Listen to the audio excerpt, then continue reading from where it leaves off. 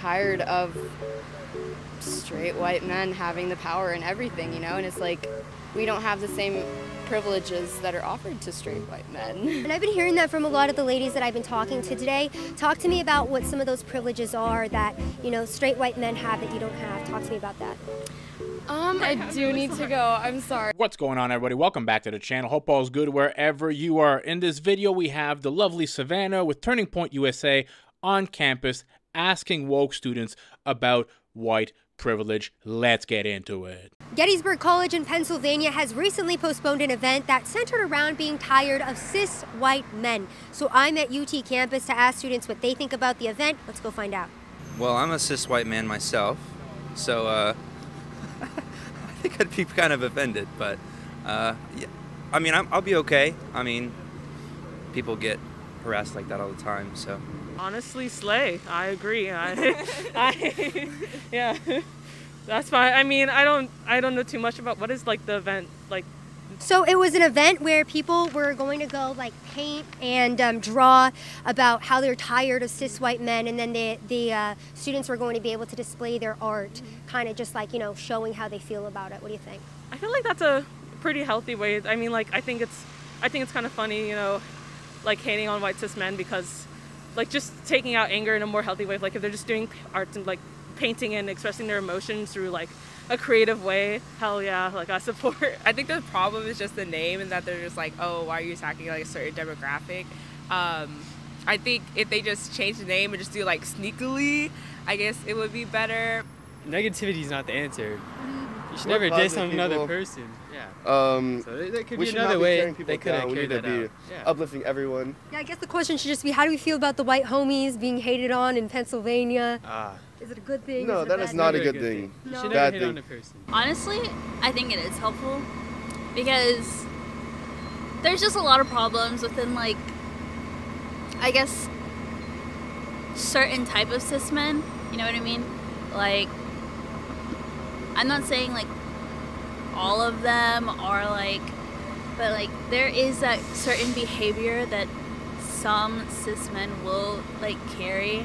I feel like they just get away with too much. Man, I mean, like, if I saw that, I would just be like, I mean, I haven't done anything to you guys, you know what I mean? I get the whole, like, you know, like, again, like, if they were affected by it before, then I guess it makes sense, and I'll take that into context. But then again, like, if I was personally attacked, I mean, I would feel pretty bad about that, to be honest. I don't know, it seems a little bit problematic, I'd say. It's important to recognize the systemic benefits that cis white men reap in our American society.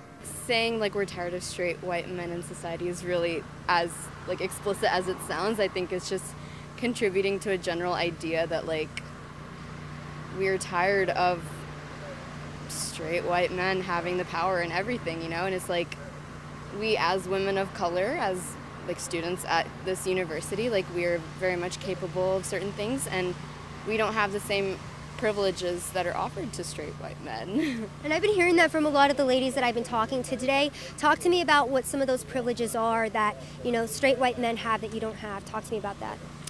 I think I don't really know. Have you ever experienced like a specific instance? I don't know, but I also need to go. I know, I do need to go. I'm sorry. As especially people of color, we know the privileges or the advantages certain races have. Talk to me about some of those privileges that white people have that you guys don't have. I would just be like, okay, I guess I'll start with, I am a black queer person. If I were to just walk amongst the streets, I'm also like women, like I look very feminine. If I were to walk across the streets in the dark as a black queer female presenting person, I would not feel safe because I feel like I would be pretty targeted. But if I were a white cis man, I don't think I'd be like the type of person someone would come up to and hate crime, because that's just not what happens. I think it's definitely better now. Like obviously I feel safe where I am now, but like I feel like being as a white cis like man, you would be safer everywhere. Like you will never face any sort of like just the feeling of fear wherever you are, like in some certain places, as you would as a person of color or a queer person. You brought up the example of a man. What about like a white straight woman then? Do you think that she might feel the same way, or do you think that she has a privilege to not be targeted because she's white? I think she's almost as well as much of a target as a black woman, but it's just a black woman or another woman of color would have,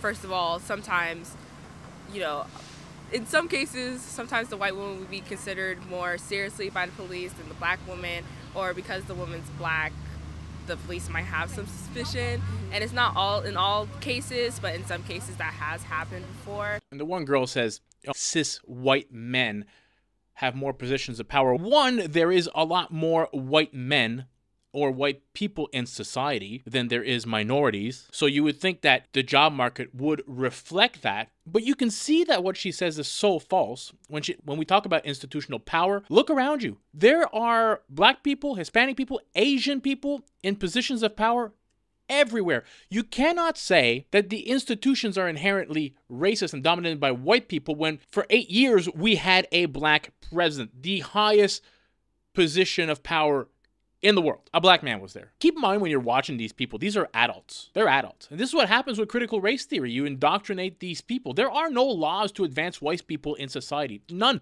Zero. In fact, the opposite is true. There are no laws, period, that explicitly favor white people. Zero. But there are laws that explicitly disfavor white people, like affirmative action and any policy related to that. There's no example of affirmative action that explicitly favors white people. Right now in society, there's nothing that a white man can do that another person in society can't do. You think a black man goes to the bank for a loan, assuming they meet all of the criteria, they're not going to get the loan? What do you think, that the bank doesn't want to make money? We run a business, my wife and I sell to everybody. I'm apolitical with my business. It doesn't matter. You want to buy land, you want to buy a home, I'm going to sell it to you. It doesn't matter. You got the money, we're good. You meet the criteria, we're good. What's happening to these young people is incredible. And again, these are adults. Let's get back to the video. I'm certainly cognizant of my own privilege because of my own race, this is the color of my skin. What privileges are those? Lots of things. I mean, like, I think there are certain assumptions that come with certain people. Like, when they look at a black person or an Indian person, they automatically have this profile in their head, you know, racial profiling.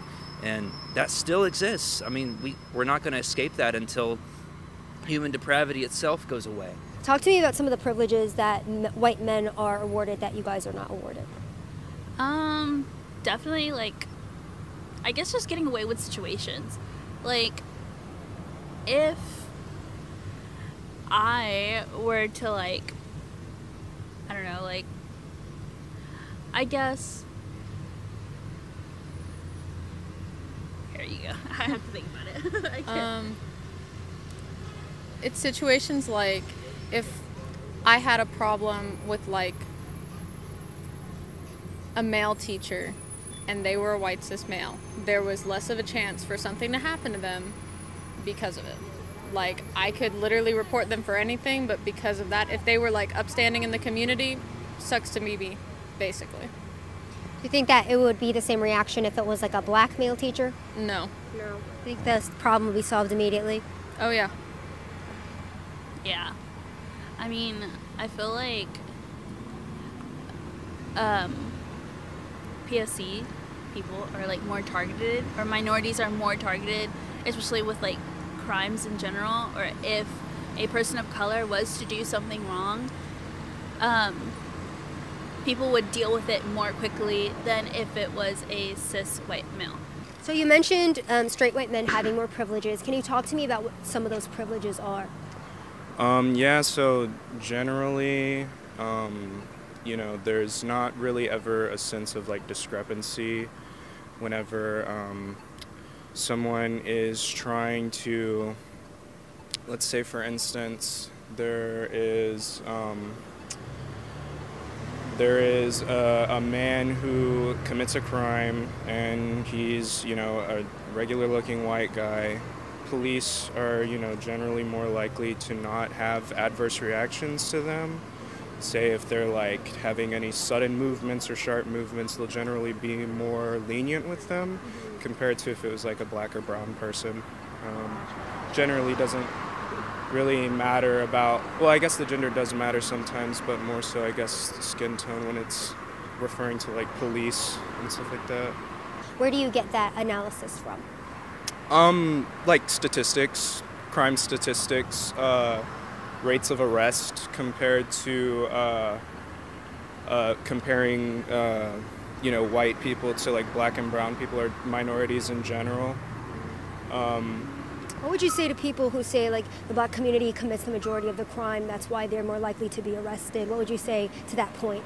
I would say that there are certain factors of society that have contributed to black and brown people being more impoverished, and crime is sort of the way that a lot of people see an escape from this poverty. You know, stealing is a crime, but say you're a hungry man and you go into a grocery store and you steal some food for you or your family.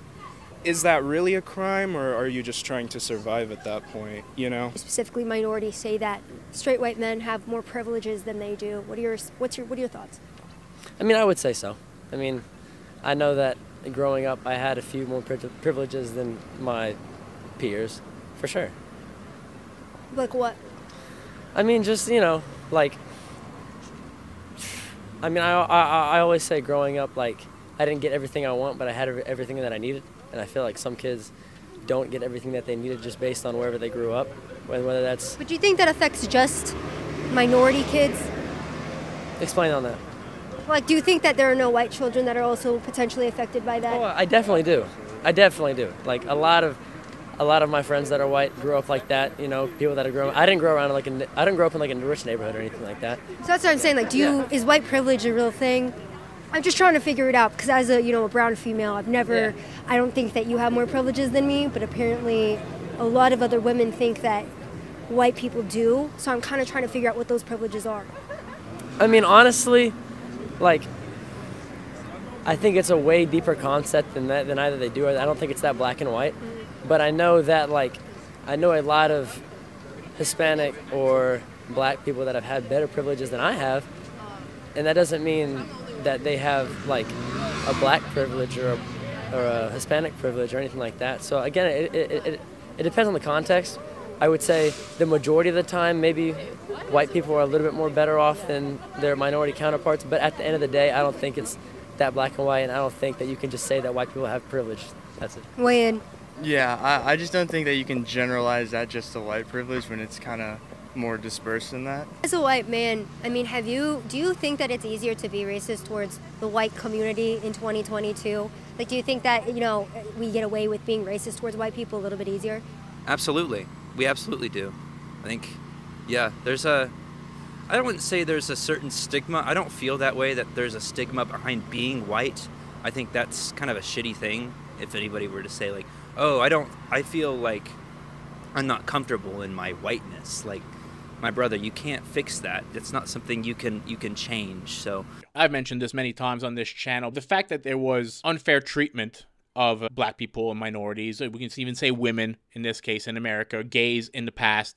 And I'm not saying that there was, and that's unfortunate, but now we are at a point, and I wouldn't want to go back to a day where we're not all equal, but we're at a point now that we are all equal. But what's happened is that these critical race theory people, and it's in critical race theory, if you read the papers on it, the founders, the writers of this, the people that came up with this idea, they wanted an overcorrection because there's wrongs that were done in the past, so now wrongs were done to minority, and I'm not saying that they weren't. There was clearly injustices done, but now we want to overcorrect by being unjust and racist towards white people, and that's for some reason okay. Racism is racism no matter what color of skin you are. The critical race theorist people, these activists, they will tell you that white people, whether consciously or unconsciously, are just racist. Racist at their core, at their heart, in their mind. That's what they preach. Racism is everywhere, and they go around and look for it. That's what critical race theory does. For example, if a white person and a black person walk into a store and there's a white shop owner there, if you help the white person first as the shop owner,